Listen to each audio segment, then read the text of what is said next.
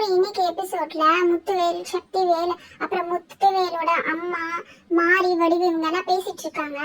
அப்போ குமார் அங்க வந்துட்டு ஆடிட்டர் வராங்க பெரியப்பா அப்படின்னு சொல்லிட்டு முத்துவேல் கிட்ட சொல்றாரு. ஆனா முத்துவேல் குமார் சொல்ற எதையுமே காதுல வாங்கிக்க மாட்டாரு. அவர் சொல்றதுக்கெல்லாம் சக்திவேலுக்கு பதில் சொல்லிட்டு இருக்காரு. நீ பாத்துக்கோடா, நீ போய் அதை செஞ்சுக்கோ அப்படின்னு சொல்றாரு. திரும்பவும் குமார் வேற ஒரு வேலை விஷயமா பேசுறாரு. அப்பவும் முத்துவேல் காதல விழாத மாதிரியே இருந்ததும் சக்திவேலுக்கு கோவம் வருது. என்னன்னா என் பையனை இவ்வளவு அசிங்கப்படுத்துறீங்க, அவன் உங்ககிட்ட தானே பேசிட்டு இருக்கான் அப்படின்னு சொல்லிட்டு, உன் பையன் அசிங்கப்படுத்தினதை விடவாடா நான் அசிங்கப்படுத்திட்டேன், வந்த விருந்தாளிங்க முன்னாடி எவ்வளவு அசிங்கப்படுத்திட்டான் பாத்தியான்னு சொல்றாரு. அதுக்கு சக்திவேல் சொல்றாரு, இவனை அசிங்கப்படுத்தினா எல்லாத்துக்கும் காரணம் அந்த ஓடுகாலி தானே அப்படின்னு சொல்லிட்டு சொல்றாரு.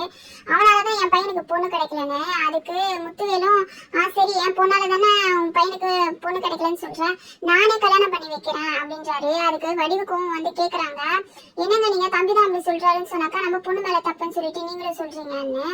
அது சக்திவேலுக்கு கோவம் வந்துடுது. அதுக்கப்புறம் அவங்க பேசிட்டு போயிடுறாங்க.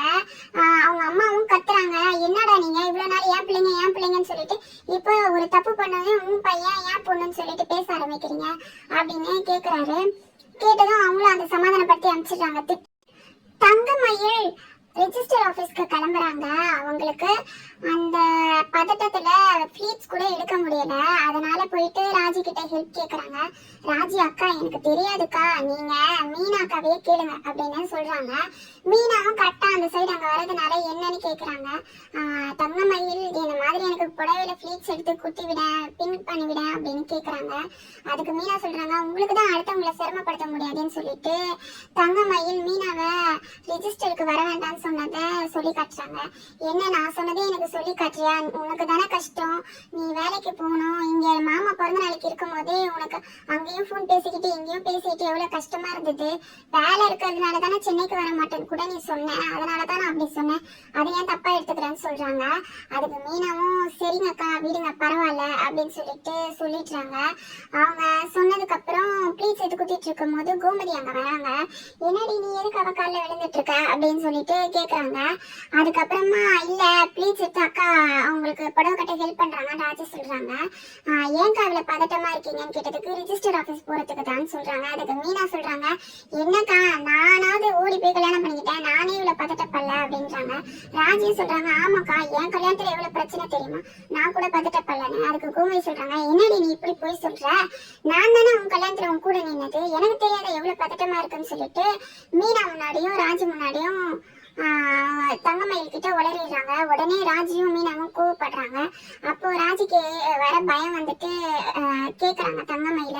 ஆனா தங்கமயில் சொல்றாங்க, நீங்க என்ன பேசுனீங்கன்னு எனக்கு கேட்கல, நான் பதட்டமா இருந்தேன், ஏதாவது முக்கியமா பேசுனீங்களான்னு. அதுக்கு மீனா ஏதோ சொல்லி சமாளிச்சிட்டாங்க. அப்புறம் தங்கமயில் நான் போய் கிளம்புறேன் அப்படின்னு சொல்லிட்டு சர்டிபிகேட் எடுத்துட்டு வரேன்னு போறாங்க. அவங்க போனதும் மீனாவும் ராஜியும் நல்லா கோமதி வச்சு திட்டிடுறாங்க. இந்த விஷயம் மட்டும் எல்லாருக்கும் தெரிஞ்சிச்சுன்னா நம்ம 3 பேர் கதையும் அவ்வளோதான், அதோ கதி தான் அப்படின்னு சொல்லிட்டு மீனாவும் கோமதியை கண்டிச்சுட்டு விடுறாங்க, வார்னிங் பண்ணுறாங்க.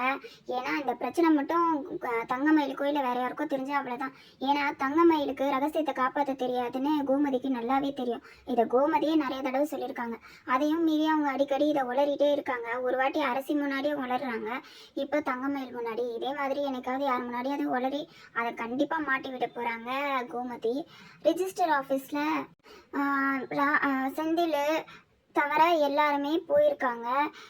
சரவண மாமா, பழனிவேல் மாமா, அதுக்கப்புறம் கதிர், அப்புறம் தங்கமயிலோட அம்மா, இவங்கெல்லாம் தான் ரிஜிஸ்டர் ஆஃபீஸ் போயிருக்காங்க. அப்போது சரவணன் கேட்குறாரு, குடு மயில் நான் போய் எல்லாத்தையும் ஜெராக்ஸ் எடுத்துகிட்டு வரேன்னு. அதுக்கு தங்கமயில் சொல்கிறாங்க, நீங்கள் உங்களது எடுத்துக்கோங்க, நான் என்னை எடுத்துக்கிறேன்னு. ஏன் அப்படி சொல்கிறேன்னா, இல்லை 2 வேலையாக இருந்தால் தனித்தனியாக பிரிச்சுக்கலாம்ல அப்படின்றாங்க. இது வேலையாக இருந்தால் பரவாயில்ல, ஜெராக்ஸ் எடுக்க எதுக்கு அப்படின்னு கேட்குறாங்க. அதுக்கு தங்கமயில் அம்மா சொல்கிறாங்க, நீங்கள் கொடுங்க நானே போய் ஜெராக்ஸ் எடுத்துகிட்டு வரேன்னு. அப்போ பழனிவேல் சொல்கிறாரு, எதுக்குமா ஆம்பளைங்க 3 பேர் இருக்கோம், நீங்கள் போய் எடுக்கணும், கொடுங்கம்மா நான் போய் எடுத்துகிட்டு வரோன்னு சொல்லிட்டு பழனிவேலை வாங்கிட்டு போகிறாரு. அதுக்குள்ளே தங்கமயில் என்னென்னமோ யோசிக்கிறாங்க. சித்தப்பாவுக்கு இந்த விஷயம்லாம் தெரிஞ்சிருக்கும், மாமாவுக்கு போய் பின்வழியாக ஃபோன் பண்ணியிருப்பாங்க, மாமா வர போகிறாரு, நான் மாட்டிக்க போகிறேன்னு அவங்களா யோசிக்க முடியாத அளவுக்கு யோசித்து என்னென்னமோ சொல்லி கன்ஃபியூஸ் ஆகுறாங்க. அதுக்கு தங்கமயிலோட அம்மா திட்டிகிட்டே இருக்காங்க, நீயே காட்டி கொடுத்துருவடி அப்படின்னு சொல்லிட்டு. அதுக்கப்புறம் பழனிவேல் வரும்போது அந்த ஆதார் கார்டை பார்த்துக்கிட்டே வராரு. இவங்க பயந்துடுறாங்க, ஐயோ வயசை கண்டுபிடிச்சிட்டாரான்னு சொல்லிட்டு. அதுக்கு ஆனால் அவர் வந்து கேட்பாரு, அம்மா நீ இந்த ஸ்கூலில் தான் படிச்சியா, எனக்கு தெரிஞ்ச பொண்ணு இந்த ஸ்கூல்ல படிச்சா, ஹைட்டா இருப்பா, மல்லிகா அவ பேரு, அவளை பத்தி உனக்கு தெரியுமான்னு. அதுக்கு சரவணன் சொல்லுவாரு, மாமா அவங்க எப்போ படிச்சாங்களோ நீ எப்போ படிச்சாலோ நீ உங்க கூட படிச்சவங்கன்னா எப்பயோ படிச்சிருப்பாங்க மாமா, அது எப்படி தங்கமயிலுக்கு தெரியும்னு கேட்குறாரு. அதுக்கு பழனி வேலை நீ எப்போம்மா முடிச்ச ஸ்கூல்லன்னு கேட்குறாரு. அதுக்குள்ள இதெல்லாம் தேவையான்னு சொல்லிட்டு அவங்களே பேசிட்டு ரிஜிஸ்டர் ஆஃபீஸ்க்குள்ள போக பார்ப்பாங்க. ரிஜிஸ்டர் ஆஃபீஸில் உடனே சைன் போட்டு அப்புறமா வந்து சர்டிஃபிகேட் வாங்கிக்கோங்கன்னு சொல்லுவாங்க. வேறு எதுவுமே சொல்ல மாட்டாங்க. அவ்வளோதானா முடிஞ்சிருச்சுன்னு சொன்னதும் சர்டிஃபிகேட் எல்லாம் தங்கமயில் வேகமாக வாங்குவாங்க. அப்போ கரெக்டாக ஆதார் கார்டு மட்டும் கீழே விழுந்துடும். கீழே விழுந்தோடனே அதை எடுத்து கதிர் பார்ப்பாரு. பார்த்துட்டு சிரிச்சுட்டே தங்கமயில்கிட்ட கொடுப்பாரு. உடனே தங்கமயில் வெளியில் வந்துட்டு சொல்லுவாங்க, அவ்வளோதான் கதிர் பார்த்துட்டான், பார்த்துட்டு எதுக்கு சிரிக்கணும் அப்படின்ட்டு மாட்டிக்கிட்டேன் நான். ஆனால் தங்கமயிலோட அம்மா சொல்லுவாங்க, ஏன்டி இப்படி புலம்புற, இந்த விஷயம் தெரிஞ்சா அவன் சிரிச்சிட்டா இருப்பான்னு. ஆமால அப்படின்னு சொல்லிட்டு, ஒரு வழியாக இந்த பிரச்சனைலாம் முடிஞ்சிருச்சுமா, இனிமேல் நான் நிம்மதியாக இருப்பேன், 3 நாளாக நான் எவ்வளோ கஷ்டமாப்பட்டேன், பதறிட்டே இருந்தேன் அப்படின்னு சொல்லிட்டு தங்கமயில் புலம்பிட்டே இருப்பாங்க.